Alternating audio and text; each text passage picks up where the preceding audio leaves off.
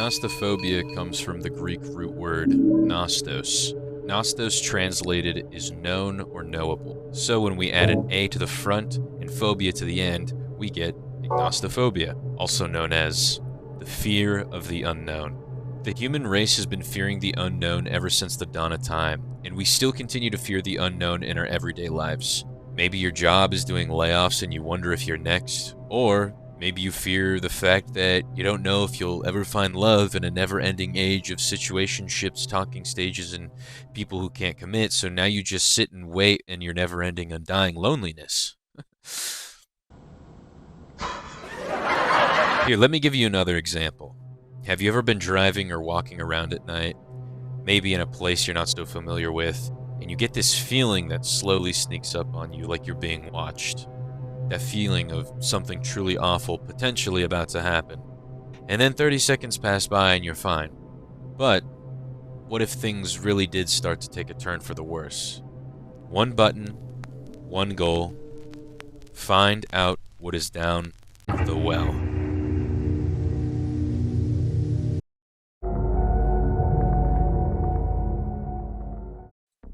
This is The Well, a game by the amazing indie game developer Yames.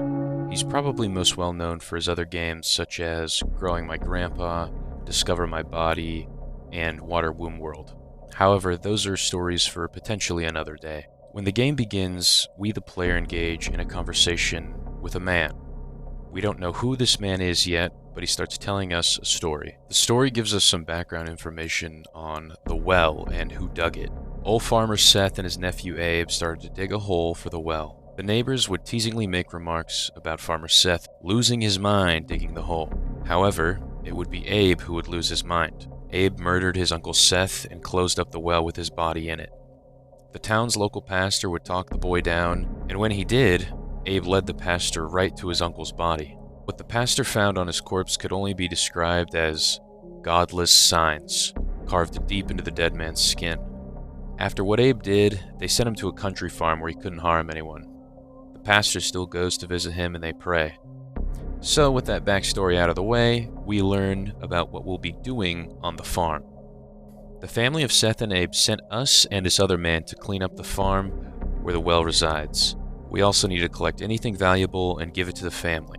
The man tells us that farmer Seth and Abe were after some cursed pagan treasure down the hole, but the pastor has warned us to stay away from the well. However, the man has some other ideas and asks us to help him find the treasure. So with no light and only a rope, we toss the line down to see how deep the hole goes.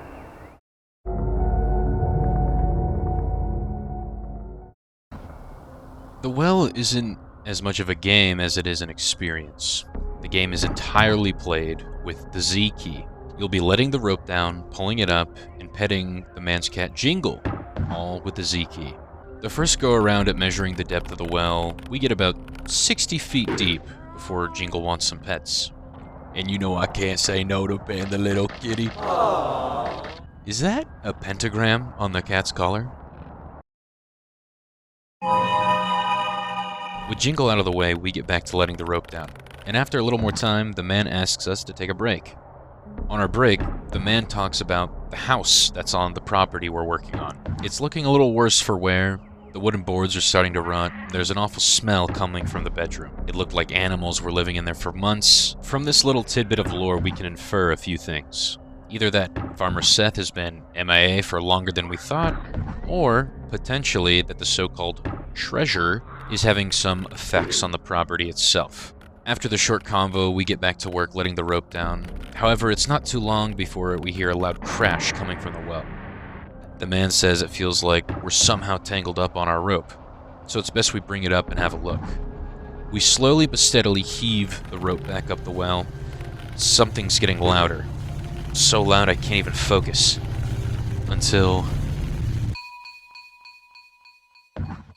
we find some sort of twig and bramble thing? Maybe it's an artifact? I'm not really sure. You see, if our characters had any brain power, this game would be even shorter than it already is, because there is no way in hell I would be staying to help this man after we just pulled out a damn Blair Witch dream catcher from a well that had a dead man's body in it a few weeks ago. Back with another milk. Help!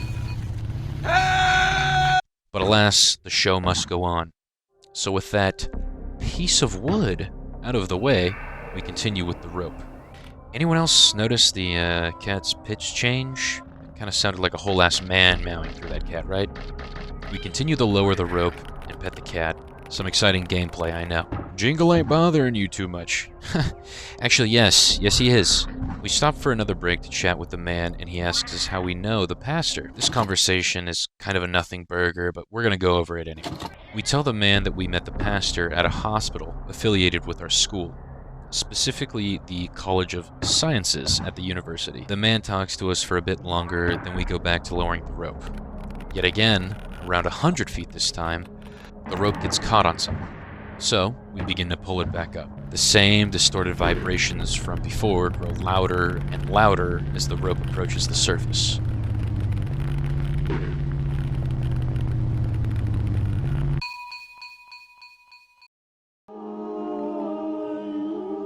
That's just straight up a little man. We roped up a little man, and now we're cursed. It's so over. So, the creature that was on the back of this thing bites the man, and, yeah, he's probably cooked. It's at this point where the man's inflection changes a bit, and you can tell he's starting to get a little freaked out. He tells us to bury the thing because he's sick of looking at it. You would think at this point we should just call it quits. But no. As a wise man once said, never back down, never give up. We get back to work letting the rope down. However, this time, Jingle is nowhere to be found. And to make things worse, the man is talking absolute nonsense. He starts talking about how the dirt looks good. He even has a moment of clarity saying he feels funny. And then he states, "But don't it look good? Look at how dark it is. Atwood dug it in here because he knew how dark it was. The Atwoods were so wise.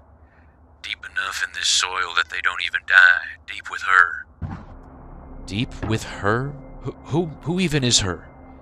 And they don't die? What is that even supposed to mean? Whatever that worm was that bit the man is clearly having some side effects on him. With only one thing to do, we continue to lower the rope, and of course, yet again, it gets stuck on something.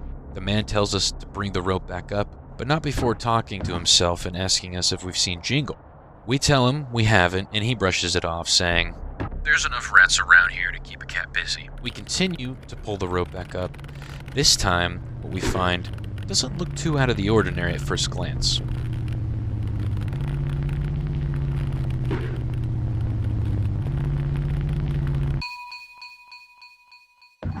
It looks just like a rock, but the man begs to differ. He says, looks like an egg full of something, like a woman's belly full of slugs. The man is mesmerized by this thing. He compares it to like a child being born. The more and more we bring out of this well, the crazier the man starts to sound. He keeps going on about some woman, and he starts saying he feels funny and talking just complete nonsense. But we must continue the treasure hunt. And, oh look, it's Jingle. Pitch is somehow even lower than before this time, but, it's probably nothing, right? Dear God, what the fuck is wrong with the cat? Jingle? You okay, buddy? Looking a little, well, I'm not even sure. Another thing to note is that Jingle's collar is missing now, so, that's interesting. We shoo the cat away to keep lowering the rope, but this time, we don't get very far before it gets stuck again. The man has had it up to this point. He doesn't even want to work anymore, and he is almost certainly completely off his gourd. He says he's tired and wants to go lay down on a warm dirt moon where the worms are. We, of course, ignore the old coot and keep pulling the rope back up the well. And whatever it is this time feels a little heavier.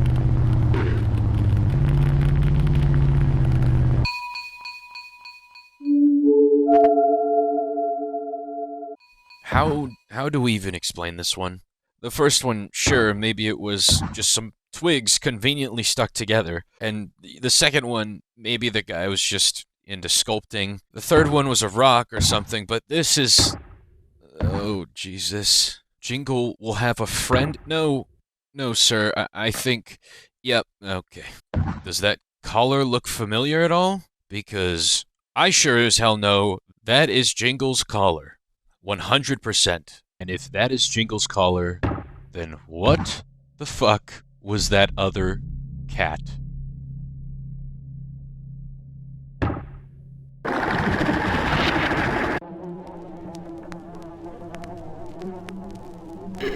How long has it been since she has dug in? I see. You've done well to bring her so quickly. It was a bit risky in the daylight, however. Perhaps, if it was night, it would be a bit cooler and there would be fewer flies. More importantly, word is spread you were lugging around something strange. I overheard some parishioners speaking of it. I told them you were just hauling away some refuse from the Atwood estate. How has the temperature been, and how long has this protuberating been going on? Let me take a closer look. Has she told you anything else? Very well. We'll have to go haul some more soil later. Yes, the body is aiding in her parthenogenesis. Is there anything wrapped around her spicules? Ah, I see. The line is tangled here, you see? She's in there with him in the line. It seems when his pelvic girdle was separated, it made the tangling even worse. I am envious of this man. He's so close to her. The pneuma drawn from his bloodstream is to her as milk is to a suckling babe. In any case, it's fortunate we're both here. We'll have to pull loose the line and unblock the metro door. Alright, I'll be the ballast at the back. You'll pull from when we're standing. Pull hard, but give us slack when I tell you. We don't want to hurt her. Ready? Pull fast and hard until I tell you to stop. Here we go.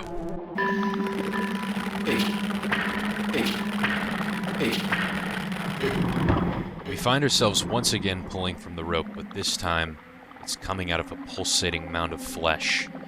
The voice tells us to not be hasty when we're pulling the rope. It seems like they don't want us to damage whatever's in there.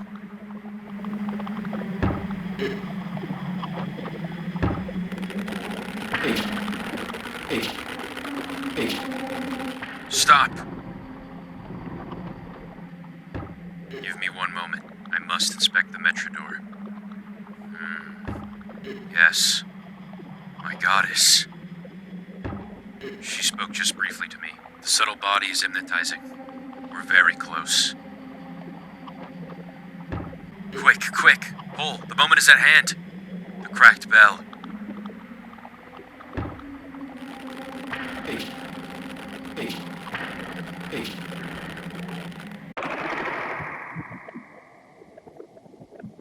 The light. What happened to the light? Can hear the chime of the bell. Is she here? The light!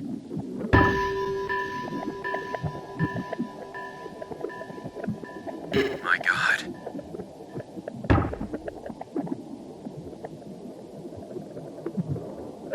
She's beautiful.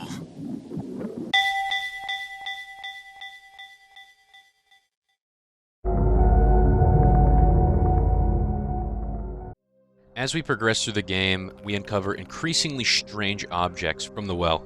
First, we have some twigs stuck together, something that could easily be brushed off as a coincidence of sticks naturally being swept into the well. However, what's next is no coincidence.